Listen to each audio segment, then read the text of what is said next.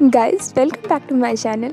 आज की इस वीडियो में मैं आप सबको गुजरात राज्य की पवित्र नगरी द्वारका में गोमती नदी के तट पर स्थित श्री द्वारकाधीश मंदिर में दर्शन के लिए लेके चलने वाली हूँ, जिसे जगत मंदिर के नाम से भी जाना जाता है। और भगवान श्री कृष्ण को समर्पित ये मंदिर भारत के सबसे प्रमुख और भव्य मंदिरों में से एक है, जिसे रामेश्वरम, बद्रीनाथ और पुरी के बाद हिंदुओं के बीच 4 धाम पवित्र तीर्थ स्थलों में से एक माना जाता है। जी हाँ दोस्तों, द्वारका की ये पवित्र नगरी 4 धामों में से एक धाम तो है ही, साथ ही ये सप्तपुरियों में से भी एक है। और इन सप्तपुरियों में शामिल है अयोध्या, मथुरा, हरिद्वार, काशी, कांचीपुरम, उज्जैन और द्वारका। और हिंदू मान्यताओं के अनुसार ऐसा माना जाता है कि हर व्यक्ति को अपने जीवन काल में एक बार इन 7 मोक्षदायी और पवित्र नगरियों के दर्शन जरूर करने चाहिए। तो अगर आप भी द्वारका जाके श्री द्वारकाधीश के दर्शन करने की योजना बना रहे हैं तो ये वीडियो बिल्कुल आपके लिए परफेक्ट होने वाली है, क्योंकि इस एक ही वीडियो में मैं आपको सारी इन्फॉर्मेशन दे दूंगी, जैसे कि आपको द्वारका तक कैसे पहुँचना है, वहाँ कहाँ रुकना है, खाने पीने की वहाँ क्या सुविधा मिलने वाली है, कहाँ कहाँ आपको दर्शन करने हैं, कहाँ कहाँ घूमना है, कितने दिन का ट्रिप प्लान करें, कौन सा सबसे बेस्ट टाइम रहेगा यहाँ विजिट करने के लिए। साथ ही साथ आपको बताऊंगी देवी रुक्मिणी द्वारा श्री कृष्ण को लिखे गए अनोखे पत्र के बारे में। और इसी के साथ आप इस वीडियो में जानेंगे कि क्यों आखिर देवी रुक्मिणी का मंदिर द्वारका धाम की सीमा के बाहर बनाया गया है। और इस सब के साथ वीडियो के एंड में आपको ये भी बताऊंगी कि इस विजिट में आपका कुल खर्चा कितना आ जाने वाला है। और इतना ही नहीं दोस्तों, इस वीडियो में मैं आपको 4 धामों में से एक धाम द्वारका के दर्शन करने के बारे में तो बताऊंगी ही, साथ ही साथ आपको 12 ज्योतिर्लिंगों में से एक नागेश्वर ज्योतिर्लिंग मंदिर के दर्शन करने के बारे में भी बताऊंगी, जो कि द्वारका से कुछ किलोमीटर की दूरी पर ही है। तो मोस्टली जो लोग द्वारका जाते हैं दर्शन करने के लिए, वो इस मंदिर में भी जाकर दर्शन पूजन करते हैं। तो आज की इस वीडियो में मैं इसे भी कवर करने वाली हूँ। तो ये सारी जानकारी लेने के लिए बने रहिए हमारे साथ इस वीडियो में। और अगर आप मेरे इस चैनल पर पहली बार आ रहे हैं तो चैनल को जल्दी से सब्सक्राइब कर लीजिए, साथ ही बेल आइकन को प्रेस करना बिल्कुल मत भूलिएगा, जिससे आपको हमारे आने वाले वीडियोस की नोटिफिकेशन मिलती रहे, क्योंकि मैं आप सबके लिए यात्रा संबंधी ऐसी ही इन्फॉर्मेटिव वीडियोज़ लेके आती रहती हूँ।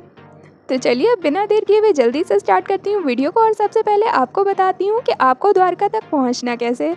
तो गाइज़, यहाँ पे फ्लाइट, ट्रेन और बस तीनों ही विकल्प मौजूद हैं आपके पास। तो अगर आप फ्लाइट से आना चाहते हैं तो यहाँ का नियरेस्ट एयरपोर्ट पोरबंदर एयरपोर्ट है, जो कि द्वारका से लगभग 100 किलोमीटर की दूरी पर है। और एयरपोर्ट पे उतरने के बाद आपको यहाँ से काफ़ी सारी टैक्सी और बसेस मिल जाएंगी, जो कि आपको द्वारका तक पहुँचा देंगी। एंड गाइज, इन केस अगर आपको आपके शहर से पोरबंदर तक के लिए डायरेक्ट फ़्लाइट नहीं मिलती है, उस केस में आप यहाँ के दूसरे नियरेस्ट एयरपोर्ट्स पे जामनगर एयरपोर्ट या अहमदाबाद एयरपोर्ट पे आ सकते हैं। और जामनगर एयरपोर्ट से द्वारका तक की जो दूरी है वो लगभग 126 किलोमीटर की है। वहीं अहमदाबाद एयरपोर्ट से जो द्वारका तक की दूरी है वो लगभग 450 किलोमीटर की है। और आपको जामनगर और अहमदाबाद दोनों ही जगहों से काफ़ी सारी टैक्सीज़ और बसेस मिल जाएंगी, जो कि आपको द्वारका तक पहुँचा देंगी। एंड गाइज, अगर आप ट्रेन से आना चाहते हैं तो द्वारका में ही रेलवे स्टेशन बना हुआ है। आपको अपने शहर से द्वारका रेलवे स्टेशन तक के लिए ट्रेन लेनी होगी। और द्वारका रेलवे स्टेशन से द्वारकाधीश मंदिर तक की जो दूरी है वो लगभग 2.5 किलोमीटर की है, जिसके लिए आपको रेलवे स्टेशन के बाहर से ही काफ़ी सारे ऑटो रिक्शा मिल जाएंगे, जो कि आपको मंदिर परिसर तक पहुँचा देंगे। लेकिन अगर आपको आपके शहर से द्वारका रेलवे स्टेशन तक के लिए डायरेक्ट ट्रेन नहीं मिलती है, उस केस में आपको परेशान होने की बिल्कुल भी ज़रूरत नहीं है, क्योंकि उस केस में आप यहाँ के दूसरे नियरेस्ट रेलवे स्टेशन राजकोट या अहमदाबाद आ सकते हैं। और राजकोट से द्वारका तक की जो दूरी है वो लगभग 224 किलोमीटर की है। वहीं अहमदाबाद से द्वारका तक की जो दूरी है वो लगभग 450 किलोमीटर की है। तो आपको अपने शहर से राजकोट या अहमदाबाद जहाँ की भी डायरेक्ट ट्रेन मिले, आप उस रेलवे स्टेशन पे आ जाइए और वहाँ से फिर ट्रेन चेंज करके आपको द्वारका तक जाना है। और राजकोट और अहमदाबाद दोनों ही रेलवे स्टेशन से आपको द्वारका तक के लिए डायरेक्ट ट्रेन मिल जाएगी। एंड गाइज, अगर आप बस से आने की सोच रहे हैं तो आपको अहमदाबाद, राजकोट या सूरत जैसे आसपास के शहरों से द्वारका तक के लिए सीधी बस मिल जाएगी। तो आपको अपने शहर से अहमदाबाद तक आना है और अहमदाबाद से आपको बस पकड़नी है द्वारका तक के लिए, जो कि आपसे 600 से 700 रुपये प्रति व्यक्ति तक चार्ज करेंगी और आपको 9 से 10 घंटे में द्वारका पहुँचा देंगे। इसके अलावा अगर आप अपनी खुद की गाड़ी से आ रहे हैं तो आप वो भी आ सकते हैं, क्योंकि यहाँ रोड्स की कंडीशन काफ़ी ज़्यादा अच्छी है, तो आपको किसी भी तरह की कोई समस्या नहीं आएगी। आप अहमदाबाद, राजकोट होते हुए द्वारका पहुँच सकते हैं। चलिए दोस्तों, अब द्वारका पहुंचने के बाद सबसे पहले आपको अपने रहने के लिए एक होटल देखना है। तो यहाँ पे मेरा सजेशन आपको ये रहेगा कि आपको अपना होटल मंदिर परिसर के आसपास लेना चाहिए। इससे आपको दर्शन करने में किसी भी तरह की कोई समस्या नहीं आएगी। साथ ही साथ यहाँ पे जो आपके और भी दर्शनीय स्थल हैं वो भी आपको पास पड़ेंगे। और आपको यहाँ मंदिर परिसर के आसपास काफ़ी सारे ट्रस्ट के गेस्ट हाउसेस, धर्मशाला और प्राइवेट होटल देखने को मिल जाएंगे। तो आप अपनी सुविधा और बजट के अनुसार इनका चयन कर सकते हैं। और बात करें अगर हम इनके कॉस्ट की, तो आपको यहाँ पे नॉन एसी रूम्स 600 तक में मिल जाएंगे। वहीं अगर आप एसी रूम प्रेफर करते हैं तो उनकी स्टार्टिंग 1000 से हो जाती है। इसके अलावा यहाँ और भी काफ़ी सारे अलग अलग ट्रस्ट के आपको गेस्ट हाउसेस देखने को मिलेंगे। उनके भी रेट लगभग इसी के आसपास होंगे, तो आप उनमें भी अपनी बुकिंग करा सकते हैं। या फिर जो दूसरा ऑप्शन है वो है धर्मशाला का। यहाँ पे आपको काफ़ी सारी धर्मशालाएं देखने को मिल जाएंगी, जिनके कॉस्ट की अगर हम बात करें तो इनमें नॉन एसी रूम आपको 400 तक में मिल जाएगा। वहीं अगर आप डॉर्मेट्री प्रेफर करते हैं तो उसकी कॉस्ट आपको 200 रुपये प्रति व्यक्ति तक पड़ जाएगी। एंड गाइस, अगर आप प्राइवेट होटल प्रेफर करते हैं तो आपको यहाँ पे काफ़ी सारे प्राइवेट होटल के ऑप्शंस भी मिल जाएंगे, जिनकी स्टार्टिंग 700 से हो जाती है। लेकिन अगर हम एक ठीक ठाक अच्छी फैसिलिटीज़ वाले बजट होटल की बात करें तो वो आपको 1000-1200 तक में मिल जाएंगे। वहीं अगर आप लग्जरी होटल प्रेफर करते हैं तो उसकी कॉस्ट आपको 4-5 हज़ार तक बढ़ जाएगी। एंड गाइस, बात करें अगर हम यहाँ खाने की, तो आपको यहाँ पे खाने पीने की किसी भी तरह की कोई समस्या नहीं होने वाली है, क्योंकि यहाँ मंदिर परिसर के ठीक पीछे बनी हुई सीढ़ियाँ उतरते ही आपको यहाँ मंदिर ट्रस्ट की तरफ से बना हुआ भोजनालय देखने को मिल जाएगा। जी हाँ दोस्तों, ये भोजनालय मंदिर के पुजारियों द्वारा ही चलाया जाता है, जो कि अपनी कमाई हुई दक्षिणा का एक हिस्सा निकालते हैं इस भोजनालय को चलाने के लिए। और आपको यहाँ मात्र 20 रुपये में भरपेट भोजन मिल जाएगा। ये भोजनालय 2 टाइम स्लॉट्स में चलाया जाता है, जिसमें से पहला टाइम स्लॉट होता है सुबह के 11 बजे से दोपहर के 2 बजे तक का, और दूसरा टाइम स्लॉट शाम के 6 बजे से रात के 10 बजे तक का होता है। तो आप इसी बीच में जाकर यहाँ भोजन कर सकते हैं। और यहाँ मंदिर परिसर के पास ही आपको और भी काफ़ी सारे प्राइवेट रेस्टोरेंट और ढाबे देखने को मिल जाएंगे, जिनमें आप 50 रुपये से स्टार्टिंग करके 150 तक के बीच वेज थाली आराम से ले सकते हैं। तो चलिए दोस्तों, अब जल्दी से जान लेते हैं कि आपको इस द्वारकाधीश मंदिर में दर्शन किस तरह करने हैं। तो दोस्तों, इस मंदिर में दर्शन करने से पहले आपको मंदिर के ठीक पीछे बने गोमती घाट में जाकर स्नान कर लेना है। यहाँ पे ऐसी मान्यता है कि मंदिर में दर्शन करने से पहले गोमती नदी में स्नान करना चाहिए। और इस गोमती नदी के किनारे कुल 9 घाट बने हुए हैं, जहाँ सरकारी घाट के पास आपको एक निष्पाप कुंड देखने को मिल जाएगा। यहाँ आप गोमती नदी के दर्शन और स्नान कर लीजिए। इसके अलावा यहाँ काफ़ी सारे छोटे छोटे मंदिर बने हुए हैं, जैसे कि सांवलिया जी का मंदिर, गोवर्धन नाथ मंदिर, महाप्रभु बैठक और वासुदेव घाट पर हनुमान जी का मंदिर। आप इनमें भी दर्शन कर लीजिए। और इसके बाद सबसे आखिरी में आ जाता है संगम घाट, जहाँ पर पवित्र गोमती नदी अरब सागर से जाकर मिलती है, और इसके कारण इसका जल यहाँ पे खारा हो जाता है, और इसी कारण से इस जगह को संगम घाट कहा जाता है।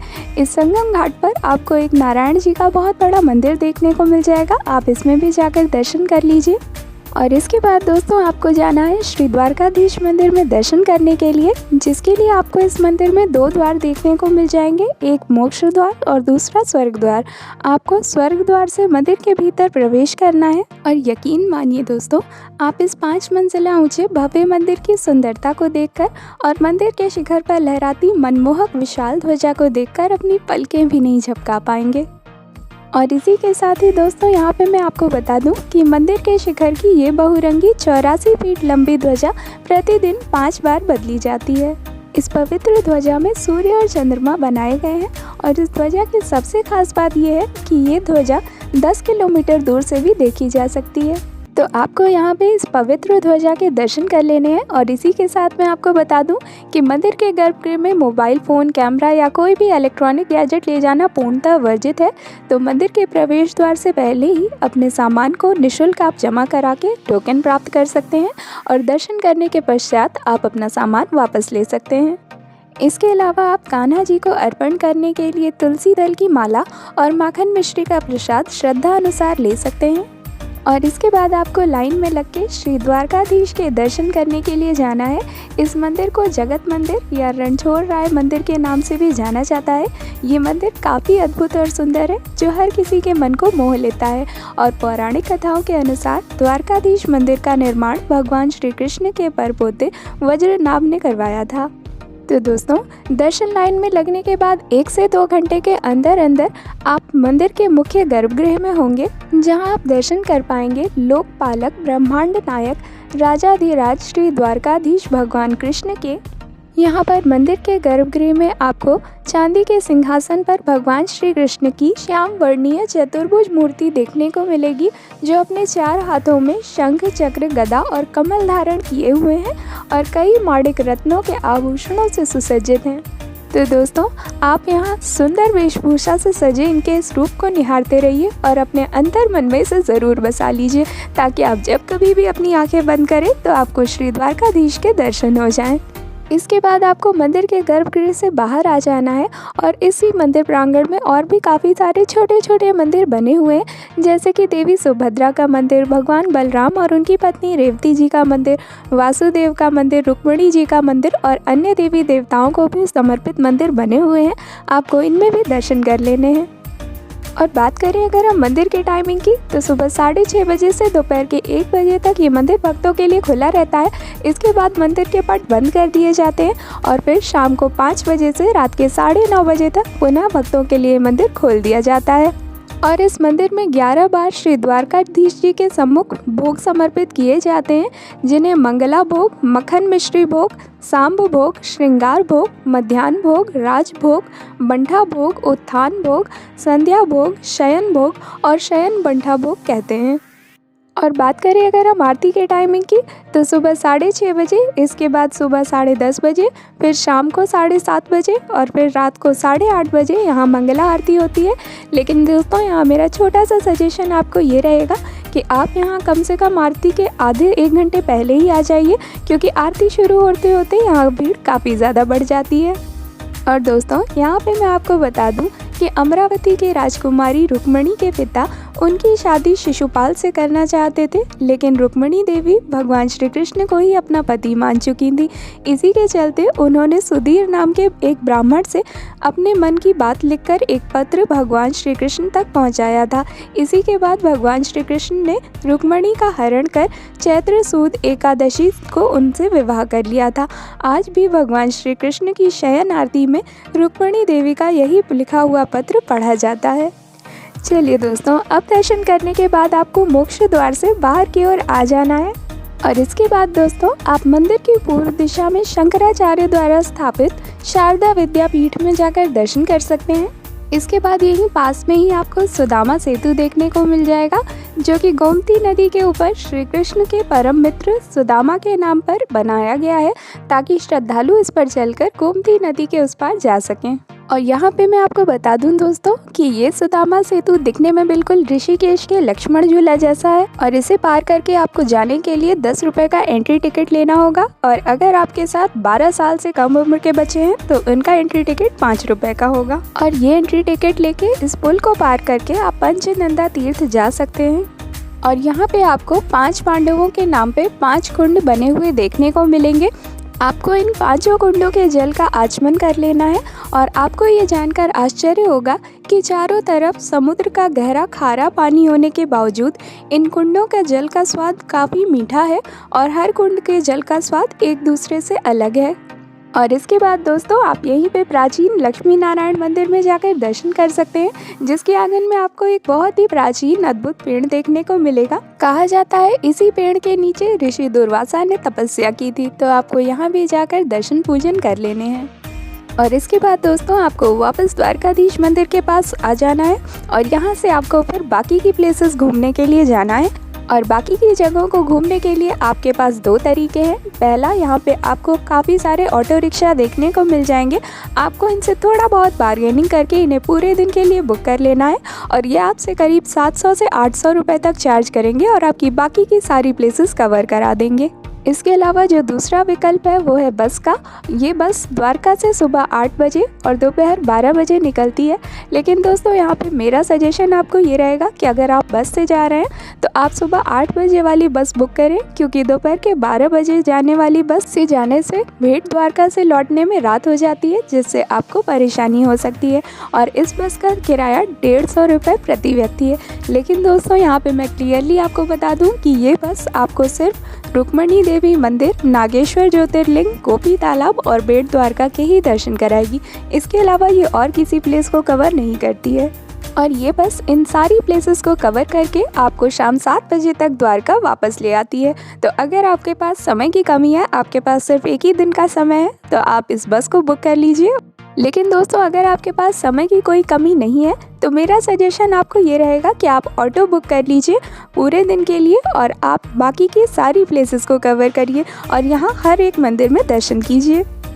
और यहाँ बाकी की प्लेसेस में सबसे पहले आप द्वारकाधीश मंदिर से मात्र 2 किलोमीटर के डिस्टेंस पे विजिट कर सकते हैं बटकेश्वर महादेव मंदिर। और यहाँ पे मैं आपको बता दूँ दोस्तों कि ये प्राचीन शिव मंदिर करीब 5000 वर्ष पुराना है, जिसे अरब सागर में पाए गए स्वयंभू शिवलिंग के चारों ओर बनाया गया है। और हर साल मॉनसून के दौरान ये मंदिर सागर में डूब जाता है। ऐसा माना जाता है कि इस समय प्रकृति भी शिव का जलाभिषेक करती है। और इसके बाद दोस्तों आप यहाँ से लगभग 3 किलोमीटर के डिस्टेंस पे विजिट कर सकते हैं रुक्मणी देवी मंदिर। मंदिर में रुक्मणी जी और भगवान कृष्ण के चित्र और दीवारों पर जटिल नक्काशी बनी हुई देखने को मिलेगी आपको। इस मंदिर का शीर्ष एक ऊंचे शिखर के रूप में बनाया गया है, जिस पर कई सुंदर स्त्रियों की अति प्राचीन नक्काशियाँ बनी हुई हैं। आपको शिखर के ऊपर लहराता हुआ एक केसरिया ध्वज देखने को मिलेगा और मंदिर का आधार एक उल्टे कमल के पुष्प के रूप में बनाया गया है। इसके अलावा मंदिर में आपको जो रुक्मणी जी की अति मनमोहक प्रतिमा देखने को मिलेगी, उसे देखकर आप डेफिनेटली मंत्रमुग्ध हो जाएंगे। और बात करें अगर हम मंदिर से जुड़ी पौराणिक कथा की, तो ऐसा माना जाता है कि श्री कृष्ण दुर्वासा ऋषि को अपना कुलगुरु मानते थे। इसलिए भगवान कृष्ण और देवी रुक्मणी शादी के बाद दुर्वासा ऋषि के आश्रम पहुँचे। उन्होंने ऋषि से महल आकर भोजन ग्रहण करने और आशीर्वाद देने का आग्रह किया, जिसे ऋषि ने स्वीकार तो कर लिया, लेकिन एक शर्त रख दी कि आप जिस रथ से आए हैं उस रथ को आप दोनों को ही खींचना होगा। भगवान ने उनकी शर्त मान ली और दोनों घोड़ों को निकाल उनकी जगह स्वयं श्री कृष्ण और देवी रुक्मणी रथ में जुट गए। द्वारका से करीब 23 किलोमीटर दूर टुकड़ी नामक गांव के पास देवी रुक्मणी को प्यास लगाई। उनकी प्यास बुझाने के लिए श्री कृष्ण ने जमीन पर पैर का अंगूठा मारा, जिससे गंगा जल निकलने लगा, जिससे दोनों ने प्यास तो बुझा ली, लेकिन जल के लिए दुर्वासा ऋषि से नहीं पूछा, जिससे वो क्रोधित हो गए। और क्रोध में दुर्वासा ऋषि ने भगवान श्री कृष्ण और देवी रुक्मणी को श्राप दे दिया। पहला श्राप था कि भगवान और देवी रुक्मणी का 12 साल का वियोग होगा, और दूसरा श्राप दिया कि द्वारका की भूमि का पानी खारा हो जाएगा। यही कारण है कि देवी रुक्मणी के भगवान द्वारकाधीश की पटरानी होने के बावजूद उनके निवास के लिए अलग से मंदिर बनवाया गया है, जो कि द्वारका की सीमा के बाहर आता है। और फिर 12 साल की तपस्या के बाद रुक्मणी देवी वापस द्वारका आ पाई, और दुर्वासा ऋषि के श्राप के कारण ही यहाँ जल का दान किया जाता है।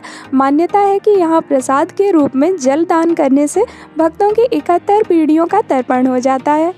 इसके बाद दोस्तों यहाँ से लगभग 2.5 किलोमीटर के डिस्टेंस पे आप विजिट कर सकते हैं गीता मंदिर, जो कि सफ़ेद संगमरमर से बना एक बहुत ही खूबसूरत मंदिर है।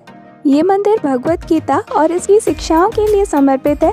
इसकी दीवारों पर आपको भगवत गीता के श्लोक लिखे हुए देखने को मिल जाएंगे, तो आपको यहाँ भी जाकर दर्शन पूजन कर लेने हैं।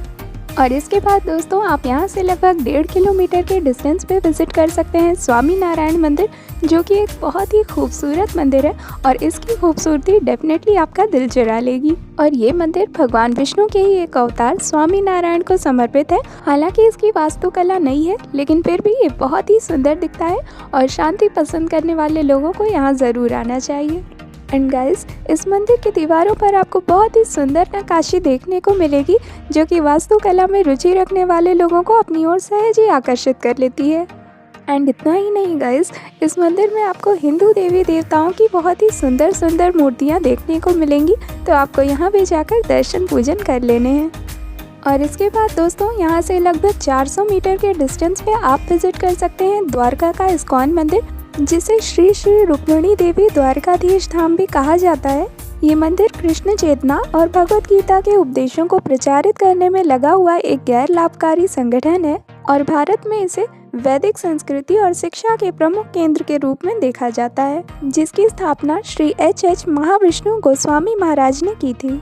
और ये मंदिर भगवान श्री कृष्ण और उनकी पत्नी रुक्मिणी देवी को समर्पित है, तो आप इन दोनों के दर्शन वहाँ ज़रूर कीजिए। और इसके बाद दोस्तों आप शाम के समय द्वारका बीच पे जाकर वहाँ पे कुछ क्वालिटी टाइम स्पेंड कर सकते हैं। लेकिन दोस्तों यहाँ पे मेरा एक छोटा सा सजेशन आपको ये रहेगा कि अगर आप शांति और सुकून की तलाश में हैं तो आपको द्वारका बीच ना जा कर के शिवराजपुर बीच जाना चाहिए, क्योंकि दोस्तों द्वारका बीच बहुत ही ओवर क्राउडेड रहता है, वहीं शिवराजपुर बीच बिल्कुल शांत है। तो अगर आप शांति और सुकून की तलाश में हैं तो आपको शिवराजपुर बीच जाना चाहिए, जो कि द्वारका से करीब 12 किलोमीटर की दूरी पर स्थित शिवराजपुर गांव के पास बहुत बड़े क्षेत्र में फैला हुआ है। और यहाँ पे मैं आपको बता दूं दोस्तों कि ये बीच ब्लू फ्लैग लिस्ट में शामिल है, यानी कि इस बीच की clarity, blue water, white sand और यहाँ की स्कूबा डाइविंग के लिए देश विदेश में ये बीच प्रख्यात है। और दोस्तों ये बीच दिन में कई बार अपना रंग बदलता है, स्पेशली यहाँ के सूर्योदय और सूर्यास्त की किरणें जब नीले पानी में अपना रंग बिखेरती हैं, तब ये अद्भुत नज़ारा कभी न भूलने वाला होता है। और द्वारका का ये बीच विश्व के सबसे खूबसूरत बीचेस में शामिल है। तो आप भी यहाँ पर जाकर water sports, scuba diving, swimming, motor riding, horse riding और बोटिंग जैसी एक्टिविटीज़ एंजॉय कर सकते हैं। तो दोस्तों आपको डे 1 पे ये सारी प्लेसेस कवर कर लेनी है और इसके बाद डे 2 पे सुबह अर्ली मॉर्निंग आपको निकलना है नागेश्वर ज्योतिर्लिंग मंदिर में दर्शन करने के लिए।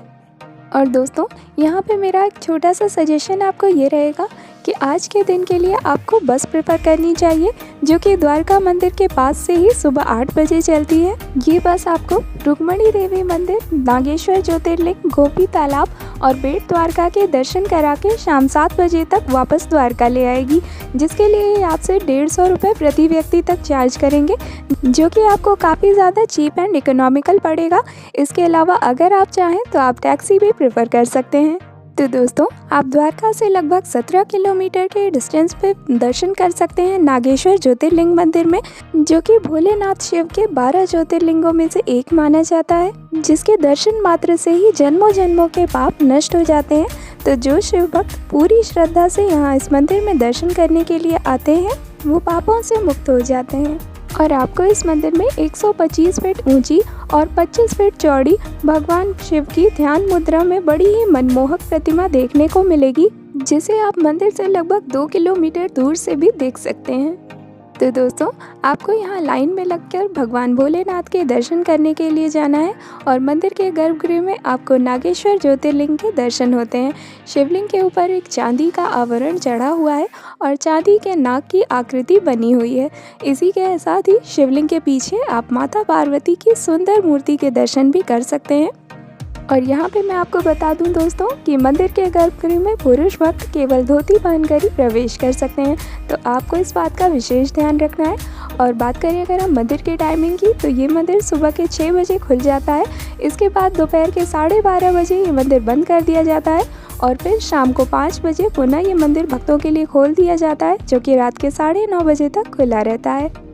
इसके बाद आप यहाँ से करीब 5 किलोमीटर के डिस्टेंस पे विज़िट कर सकते हैं गोपी तालाब। दोस्तों गोपी तालाब वो दिव्य स्थान है जहाँ सभी गोपियों ने भगवान श्री कृष्ण के साथ अपनी अंतिम रासलीला की थी और शरद पूर्णिमा की रात को अंतिम रासलीला करने के बाद सभी गोपियों ने इसी तालाब में मोक्ष प्राप्त किया था। और ऐसा माना जाता है कि ये सभी गोपियाँ पीली मिट्टी के रूप में परिवर्तित हो गईं और इस तालाब की मिट्टी चंदन जैसी पीली है, इसीलिए इसे गोपी चंदन कहते हैं। और ऐसी मान्यता है कि इसमें कई प्रकार के दिव्य गुण होते हैं जिनसे कई बीमारियों का इलाज होता है। यह चंदन भक्तों के माथे पर तिलक के रूप में लगाने के लिए प्रयोग में आता है। तो आप यहाँ भी जाकर दर्शन पूजन कर लीजिए, साथ ही अपने लिए गोपी चंदन लेना बिल्कुल मत भूलिएगा। और इसके बाद आपको जाना है बेट द्वारका, जो कि यहाँ से लगभग 24 किलोमीटर के डिस्टेंस पे है। और यहाँ पे मैं आपको बता दूं दोस्तों कि बेट द्वारका एक छोटा सा द्वीप या टापू है जो कि ओखा के विकास से पहले यहाँ पे मुख्य बंदरगाह के रूप में काम में लाया जाता था। कहते हैं इस स्थान पर श्री कृष्ण ने अपने मित्र सुदामा से भेंट की थी, इसीलिए इस स्थान का नाम भेंट द्वारका पड़ा। और यहाँ पे भगवान श्री कृष्ण और सुदामा दोनों की प्रतिमा की पूजा की जाती है। ये भी मान्यता है कि अगर आप द्वारका जा रहे हैं तो द्वारका की यात्रा का आपको पूरा फल तभी मिलता है जब आप भेंट द्वारका की यात्रा कर लेते हैं। कहते हैं इस मंदिर में चावल दान करने से भक्त कई जन्मों तक गरीब नहीं होते हैं, क्योंकि यहीं पे सुदामा ने श्री कृष्ण को चावलों की भेंट दी थी। तो आप जब भी भेंट द्वारका जाएं अपने साथ थोड़े से चावल ज़रूर लेके जाइए। और दोस्तों, समुद्र के कुछ किलोमीटर अंदर एक छोटे से द्वीप पर स्थित भेंट द्वारका तक पहुंचने का एकमात्र साधन है नाव। और ये नाव यहाँ पे सुबह 6 बजे से शाम के 7 बजे तक चलती है, जो कि आपसे 20 रुपये प्रति व्यक्ति तक चार्ज करेंगे और आपको आधे घंटे में भेंट द्वारका पहुँचा देंगे। और भेंट द्वारका पहुंचने के बाद आपको एक पतली सी सड़क से भगवान श्री कृष्ण के मुख्य मंदिर तक जाना होगा, जो कि किसी समय पे भगवान कृष्ण और उनके परिवार का निवास स्थान था। मंदिर में पहुंचने के बाद आपको एक बहुत बड़ी 4 दीवारी के भीतर 5 बड़े बड़े महल देखने को मिलेंगे, जिनमें सबसे पहला और सबसे बड़ा महल भगवान श्री कृष्ण का महल है। इस महल के दक्षिण दिशा में रानी सत्यभामा और जामवंती का महल बना हुआ है, वहीं रुक्मिणी और राधा रानी का महल उत्तर दिशा में है। और इन सभी महलों के दरवाज़ों और चौखटों पर चांदी की परत चढ़ी हुई है। भगवान श्री कृष्ण और उनकी चारों रानियों के सिंहासनों को भी चांदी से मढ़ा गया है। ये सभी मनमोहक प्रतिमाएं हीरे, मोती और सोने के गहनों से सुसज्जित और खूबसूरत जरी के कपड़ों से सजी हुई अपनी आभा बिखेर रही हैं। तो आपको यहाँ पर इन सभी के दर्शन कर लेने हैं। एंड गाइस, अब आ जाता है सबसे बड़ा सवाल कि आपको द्वारका के लिए कितने दिन का ट्रिप प्लान करना चाहिए और कौन सा सबसे बेस्ट टाइम रहेगा यहाँ विजिट करने के लिए। तो 2 से 3 दिन आपकी द्वारका की यात्रा के लिए पर्याप्त रहेंगे। और यहाँ विजिट करने का जो सबसे अच्छा समय माना जाता है वो सितंबर से मार्च के बीच का माना जाता है, क्योंकि गर्मियों में यहाँ काफ़ी ज़्यादा गर्मी पड़ती है, जिसकी वजह से पर्यटक यहाँ कम आना पसंद करते हैं। वहीं सर्दियों के टाइम पे यहाँ का मौसम काफ़ी अच्छा रहता है, जिसकी वजह से आपको यहाँ की यात्रा करने में किसी भी तरह की कोई परेशानी नहीं होगी। और अगर आप विशेष तौर पे द्वारका में भव्य रूप से मनाए जाने वाले जन्माष्टमी महोत्सव में भाग लेना चाहते हैं तो आप यहाँ पे श्री कृष्ण जन्माष्टमी के टाइम पे भी आ सकते हैं, लेकिन उस टाइम आपको यहाँ पे भक्तों की भारी भीड़ देखने को मिलेगी। तो आपको उसी के अकॉर्डिंग अपने होटल आदि की बुकिंग पहले से ही करके आनी चाहिए। और बात करें अगर हम बजट की, तो द्वारका की इस यात्रा में आपको ऑन एन एवरेज 2000 रुपये प्रति व्यक्ति तक का एक दिन का खर्चा आ जाएगा। और इस बजट में मैंने आप जिस भी शहर से आ रहे हैं वहाँ से फ़्लाइट, ट्रेन या बस के टिकट का किराया इंक्लूड नहीं किया है, वो आप अपने अकॉर्डिंग इसमें ऐड कर सकते हैं। इस बजट में मैंने सिर्फ आपके होटल, खाने पीने और लोकल ट्रांसपोर्ट का खर्चा इंक्लूड किया है। तो दोस्तों, उम्मीद करती हूँ आपको वीडियो अच्छी लगी होगी। वीडियो पसंद आई है तो इसे लाइक कर दीजिए। साथ ही कमेंट बॉक्स में जय श्री कृष्ण या जय द्वारकाधीश लिखना बिल्कुल मत भूलिएगा। और अगर आपके मन में किसी भी तरह की कोई भी क्वेरी है तो आप मुझे मेरे फेसबुक पेज या इंस्टाग्राम पेज पे फॉलो करके वहाँ पे अपनी क्वेरीज डायरेक्टली मुझसे पूछ सकते हैं। मैं वहाँ ज़रूर रिप्लाई करूँगी आपको। और मेरे इंस्टाग्राम और फेसबुक पेज दोनों का ही लिंक आपको नीचे डिस्क्रिप्शन बॉक्स में देखने को मिल जाएगा। और मैं मिलूंगी जल्दी आप सबसे अगली वीडियो में एक और नई डेस्टिनेशन के साथ। Till then, stay happy, stay fit and keep travelling.